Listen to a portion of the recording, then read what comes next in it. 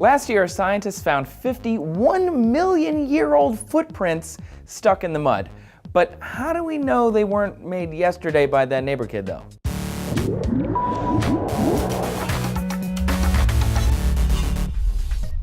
Howdy folks, Trace here for DNews. The ancient footprints that British scientists found are the earliest evidence of human habitation outside of the African continent. They made the discovery last year, and according to a paper just published in PLOS One, in many cases the arch and front and back of the foot can be identified, and in one case the impression of the toes can be seen. This is a huge step in human ancestor research. 50 footprints, guys? That is a lot. When I read this, I thought about the Creation Museum.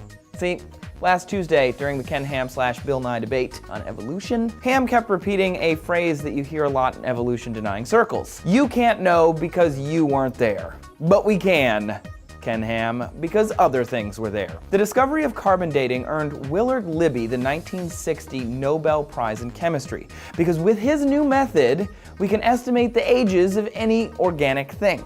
Yeah, any organic thing. It's all based on carbon-14, a naturally occurring radioactive isotope created when cosmic rays hit the air.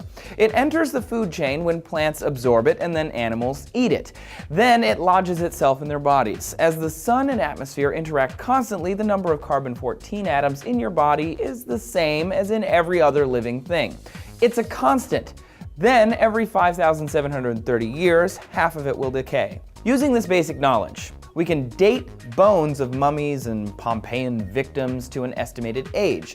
Periods of solar and geologic activity, however, could change how much carbon-14 was in a specific sample. So, as scientists are obsessed with corroboration and peer review, they found more data to compare their carbon dating. Looking at the solar, atmospheric, and geologic data from tree rings, coral beds, and ice cores, all together, we can accurately date fossils to about 60,000 years back and have other data to back that up. But how do we get something that's like a million years and older? Well, that's not quite as simple, but it's still possible. Using the same radiometric dating, scientists look at the layers of the Earth, and as you go deeper into the crust, the fossils will have predictable levels of carbon-14. But once you get below where science is confident of the exact year and there's not enough carbon-14 to check, like 60,000 years or so, they look for other isotopes with longer half-lives, things like uranium-238, uranium-235, and potassium-40. Those are all over in the dirt around fossils, so when they can't use carbon-14, they look at the geologic layer and can determine when that creature died with these other isotopes.